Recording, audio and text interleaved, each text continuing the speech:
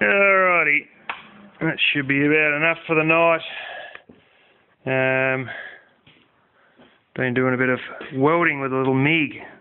Fair bit of the flux is off there, some bit still on there. Welding these together. These are all the frames for the, not the frames, the tree guards to allow the trees to get a little bit bigger. And these are sheep proof and they hold their own structure, unlike chicken wire. So we've got to go and I've got a bunch of shit posts and my father's got a bunch as well, and I'm going to probably cut those up with a cordless angle grinder or the reciprocating saw, but I seem to have plenty of angle grinder blades and not so many hacksaw blades for the reciprocating saw. So yeah, and then replace all the tree guards that I've got currently that are just sort of crippling the flame and the trees with these ones that they can actually fit in. This isn't exactly to spec, this stuff.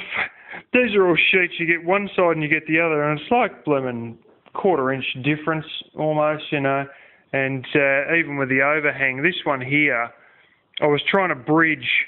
I mean, I've sort of got a lot better now at bridging between thin stuff like that. I mean, hell, you know, it's a bit of an effort to bridge between stuff that thin anyway. And I was trying to bridge a gap of like more than 1/8 of an inch sort of thing. The gap was probably as thick as these wires were at least.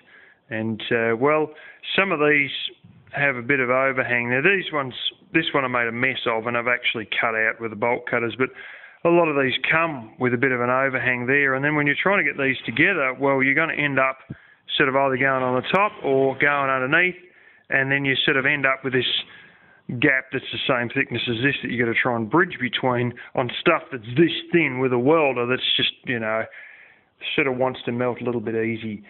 But I can sort of bridge, you know, small enough gaps without too much of an issue. I've got better as the night's gone on with this thing here. Now, with an arc, it's a bit more of a nightmare, but with a MIG, yeah, they're pretty good. They're very forgiving, so long as your steel is perfectly clean, you've got no rust and you've got no paint. These are, I believe, more forgiving than arcs, but arcs will go through rust, they'll go through paint, powder coating, all that shit, not a problem, and the MIG won't. But I like MIGs, I really do, even though I learnt on an arc. And when I was 15 years old, I used to be able to weld bean tins together with an arc, which is a bit of an achievement, but I don't do much welding anymore, and so I sort of fall out of practice. Although it's not that hard to pick it back up again, it's a bit like getting back on the bike again. But anyway, I don't know if I showed you in the video or not, but it seems that poor little flaming grey bunny, or whatever colour he is, light brown bunny, he is no longer. I left him out. I feel a bit guilty about it, you know. I mean, I suppose I gave him a chance and all that, but I left him out in the silver beet patch, and as I had quite a number of times before, he was eating well. You know, his food I was giving him in his little container, he was eating that well, and I used to let him out and he'd eat out of the silver beet patch. And it was not a problem so many times before, and sometimes I'd be out there with him and the cats would be sort of staring and whatnot, and I'd sort of shoo them off, and then in the end they sort of realised that they should really leave him alone. But most times I would watch him, and sometimes with a female rabbit I wouldn't bother watching at all, and I thought, I've done it before with a female rabbit without a problem. I'll just let him stay here on his own, and I did. And I come back 15 minutes later, and he was dead, and he was still warm. And Tabby Cat sort of come out from, I believe, the direction of these trees, and she's just gone in like a big half circle back. So I don't know if Tabby Cat's to blame. I don't know what exactly. It just seemed bloody suspect. And the weirdest thing of all is I didn't hear a squeal, which is what they would do if they were attacked by a cat.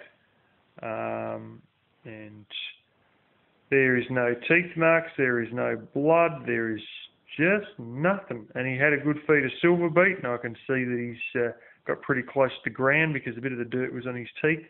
And yet, yeah, so I'm a bit disappointed, to be honest. I did note that he had nuts a few days ago, and he seemed to have no nuts at all. It's a bit strange. And he was always very skinny on it. Now, sometimes, I know with pigs and with sheep, when they're real skinny and scrawny and you try and feed them and no matter what happens, they still stay skinny and scrawny, you know what? You may assume they're starved, but they're actually just old. It's the same with pigs, it's the same with sheep. You get these scrawny, skinning-looking ones and they go, oh, you know, animal liberationists would say, that's signs of abuse, that's signs of starvation. No, it's actually signs of them getting old. And I assumed that he was starved when I got him because he felt so skinny, and it may just be the case that he was bloody old. And maybe when I left him alone, his time come, but I really suspect Tabby Cat. But anyway, a bit of a kick in the guts, to be honest. Poor bastards. Anyway, I suppose I can take comfort in the fact that I took on animals that had been deliberately dumped and abandoned and gave them a bit of a second chance, even if it didn't work out. Somebody cared for them in their last little while of their life, which is more than you can say for the previous owners. And I know another subscriber has seen a similar incident, and I won't go into that because it's pretty freaking disturbing what she saw and dealt with. But anyway, that's about the wrap for the weekly updates. There we go. There's that, people. Just got that out of the mud.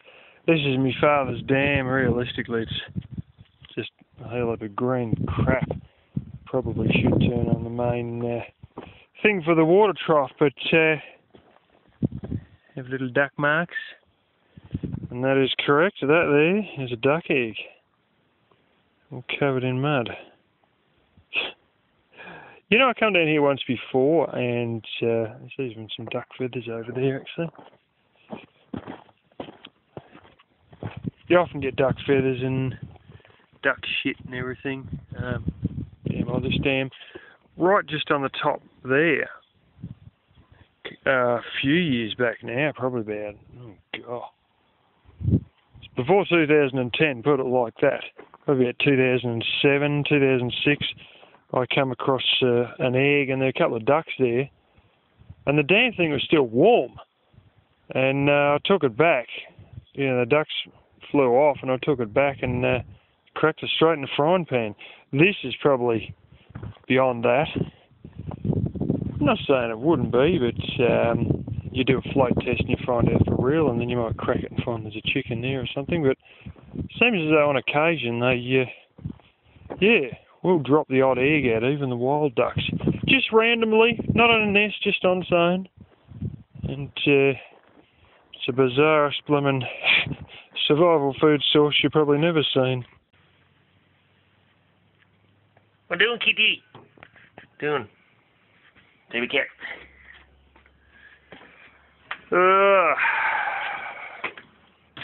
I might as well roll this lot in with the current weekly update. So if you sort of get 1 week missed, that's because this will be like 2 weeks in a row. I might as well show you that. That was a lot worse beforehand. It's sort of swollen, in case you don't realise. Jammed it in a gate, it's still sort of going purple underneath there. You probably don't want to see that in much better definition anyway. It's not that great. Before Bunshafter became one of the dearly departed, I put a bit more cover here for his cage because we had a few crap days. It's a bit of fiberglass sheet and here's the plywood off the shopping trolley sort of flipped back. I gave him these little boxes and he always used to flame and I'd open one end up and he'd go and rip through the other end, and then the whole lot of blooming collapse, and he'd stand on top of them, and he wrecked about 2 of them there. He's a destructive little thing. He used to tip over his food bowl, so I had to wire that down. And we've had a few wins, and we've lost quite a few. There's a little plums here, but we've still got quite a number on there anyway. It's quite a lot all over the flaming plant regardless. I think it's just one of these things, like they all get fertilised and they all come out, and then there's a time where, this always seems to happen every year, it'll dump a heap on the ground, so it's not really just these winds full stop. And what happens is it'll just get to some point, like about this size when they're half grown, and then just dump a heap. And they'll always fall on the ground anyway, regardless. It's almost like as though the tree knows that it's trying to overcarry its capacity, so it deliberately drops a whole heap because it just doesn't have the water for it. And I don't think it's a case of nutrition. I mean, I've never fertilised them, but this ground is flipping brilliant. But I think it's more a case of like, water availability. But I'm not going to get into trying to water these trees or anything like that. I've got enough things to waste water on. I've got enough watering to do around here. As for Troy and his blooming cameras, trust me, he doesn't need any more cameras. He has got so many cameras that he bought just for recording, most of which he only ever used once or twice, and that was it. He's given so many security cameras, stacks of them, that, you can't show the chickens being attacked or anything like that, and anybody stealing his chickens or whatever the hell they were supposed to do. And basically, previously, not that long ago actually, probably about, 6 months or so back, his chickens got attacked by raccoons, and he got night vision footage of his chickens being attacked by raccoons, and now he's got no footage at all. Yeah, right. He's got that many cameras that were given to him, webcams. He's got one that tilts and pans remotely, like he can just, sit elsewhere and control the bloomin' left, right, up and down of the bloomin' thing. He's... Holy smoke, I remember all these things being given to him because I've watched his channel long enough.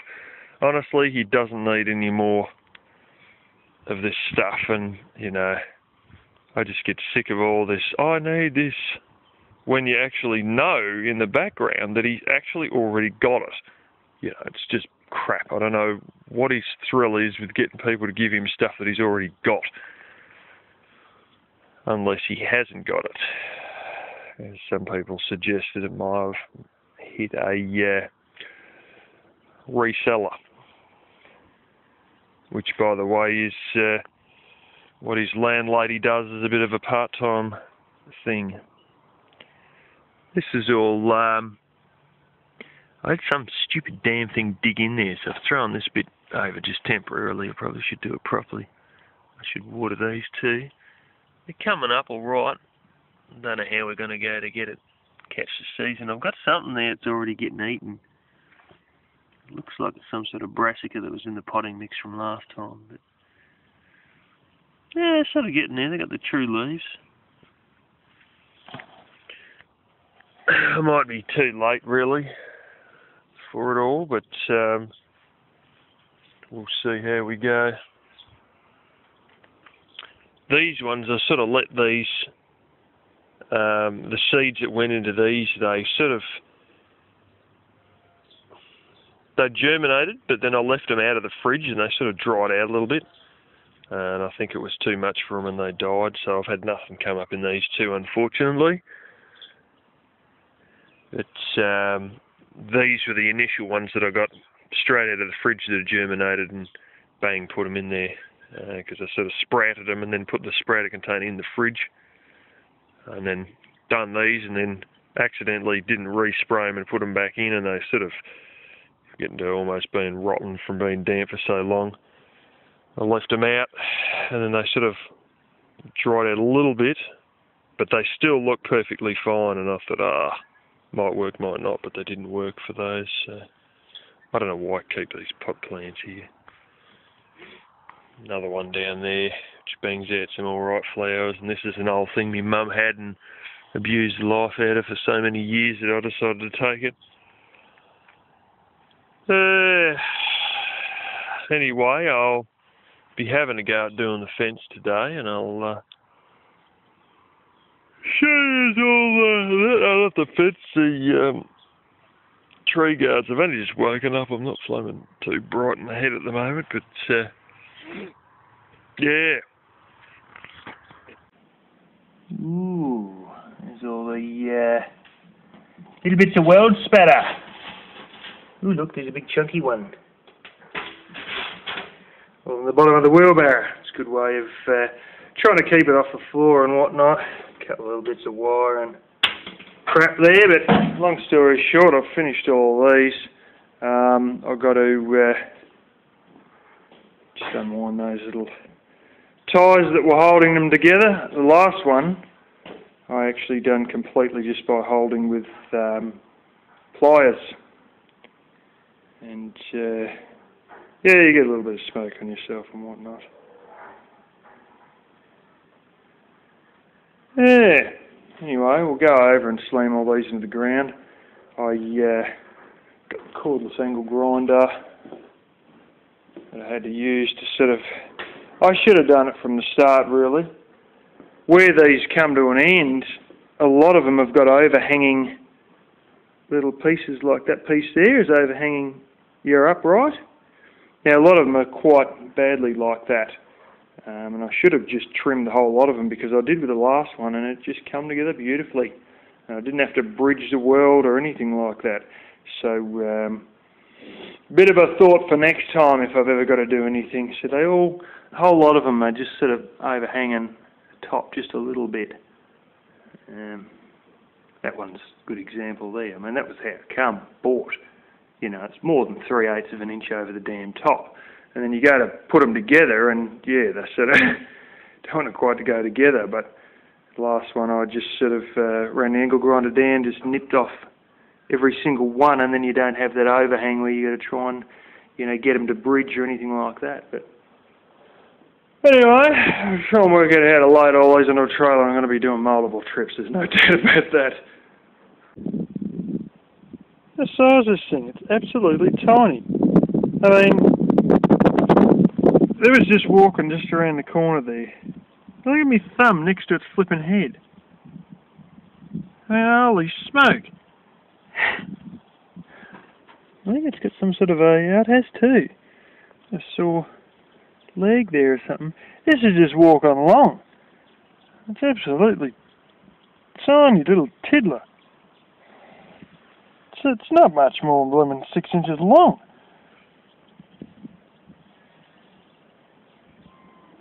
That might be about 7.5 or something like that. As I picked it up, I didn't even know if it was supposed to squeal or not. And then a little bit of a squeal, and then Black Kitty heard me, and what do you know? What's this, buddy? Is this a little rabbit? What do you think?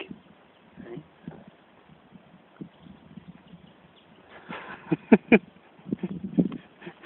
You can touch this bunny. This isn't the big bunny. You can touch this one.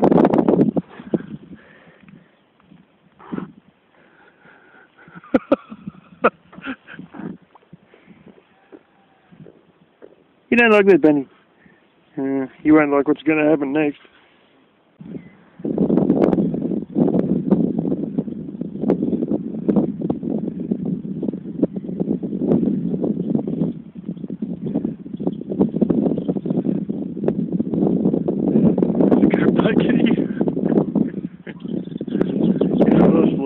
Throw it down, and within about 10 seconds she's got the idea of exactly what it is, and she's starting to try and sink the teeth in. You can't help but play with it. So I was playing with the food. part of the whole instinct kicking in. She sees it's still woodland, she keeps poking it and thinks, hey, maybe I have to fight it again in a second. She's going in a bit. And old numbnuts hasn't even realised when I stuck it in your flaming face what it is, do you, hey? And yet as soon as you realise Black Kitty will be eaten, you'll be trying to take it off her. Which is why she's gone under the camper. So you won't realise that she's eating food and try and steal it off her, even though you're too dumb to realise it was food and had it right in front of you. Alright? That's why she catches more than you do.